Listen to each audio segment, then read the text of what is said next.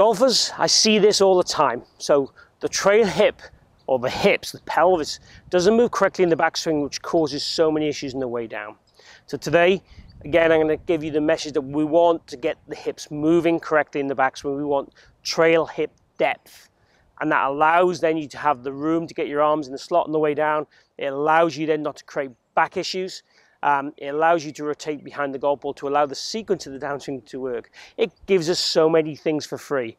And I still see so many golfers not moving their pelvis correctly, swaying, or not rotating enough, or indeed thinking that they should resist in the backswing, keep that right knee flexed. That causes so many issues on the golf swing. Let's get stuck into what we should do and how you can do it. Okay, so what we see is a lot of this kind of movement and a lot of this kind of stuck hips resisting at the top of the backswing so we don't turn enough, get enough depth with this lead shoulder behind the golf ball. We're looking for your mid-spine and your shoulder to get behind the golf ball.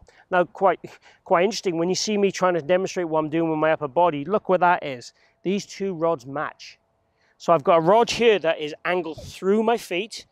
Let's call it, if that's 0, this is kind of 45 degrees. And I've got this rod through my belt loops, which I'm trying to match up to that in order to get the right rotation.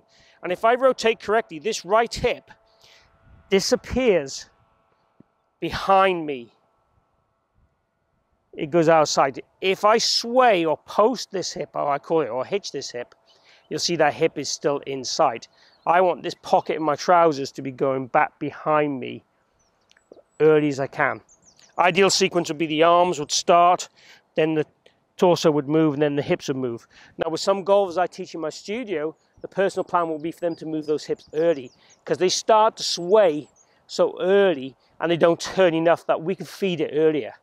So if that's you, don't be scared of trying to feel you almost initiate the backswing with that turn. The key thing I would do again is put a club across your chest, rotate it back, and see how far you can almost go without those hips really moving. I can't move too far. Then start to feel that everything moves a bit more together. As I do that, this trail leg is going to straighten. And if anything, this trail hip is going to work towards target on the backswing, certainly not away from target. I can show you some great golfers where it stays where it is but rotates. So the depth goes back. You'll see here in my pocket, or this rod goes back. If there is cover, I'm covering it with my hand and I make a backswing. You'll see here how it works in from my hand position. But I'll see lots of golfers trying to keep this exactly where it is and keep this right knee fixed. So it's this kind of look. I can't do a backswing without this turning. My flexibility isn't there. But what we want to feel is these match up. That's the key message I'm going to say to you today. Put these rods on the ground and through your belt loops and then feel you match them up. If you need to do the physical exercise to see how much you can move and how much hip turn you actually need, then by all means do it as an exercise first. In general terms, we're looking to move the mid-spine, I'll call it that, the torso, the rib cage, around 90 degrees, and we're looking for the hips to move around 45 degrees. That gives us a nice, what we call X factor. And then on the start of downswing, we would increase that X factor a little bit by the hips starting moving laterally and slowly unwinding a bit of the rotation as we start down. But we definitely want this depth in the backswing. This depth creates space and room for the arms in to come down this way. If I've got no space and depth, it's hard to get the depth of the club. I'm not saying it's impossible. If you've got the right flexibility with your upper body, you can do it. I can't. And I would challenge most of you won't be able to do it out there, but some can. So there are exceptions and outliners to every single rule. And I can show you loads of tour players that have a more resistant backswing with the hips. And I can show you loads of tour players that have a more resistance-free backswing with their hips. And I can show you young LPGA tour players like Lydia Ko, who has a lot of hip turn, a lot of hip depth, and she's obviously going to be really flexible, whereas people like myself aren't. So I would definitely need more hip flexibility or more hip rotation and depth than a flexible golfer. Now, if the stance gets too wide, that makes it harder for you to move your hips. So don't be scared to making sure your feet are flared. That allows the rotation to happen, and also not too wide. And then just try and match these beauties up.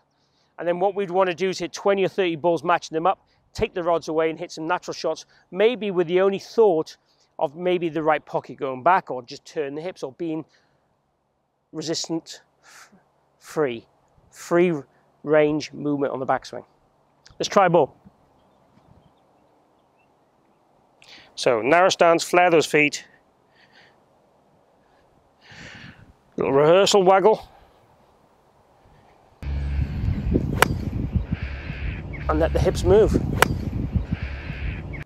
So certainly it's a great way of measuring how much your hips are moving. If you want a more constraint measure, you can stick a rod out of a bag here and try and get them to touch. And that'll tell you, can I touch it every time at the same time in my swing? That would give you that message to take home. We want to feel that we're moving better, moving the pelvis, as I said. Get the pelvis depth, helps the sequence on the way down. So it's pelvis depth, lateral bump, then rotation. That allows these arms to get into the slot to get the right sequence.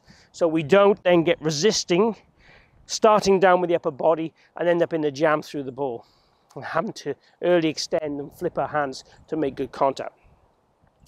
Move the hips, move your pelvis, be free.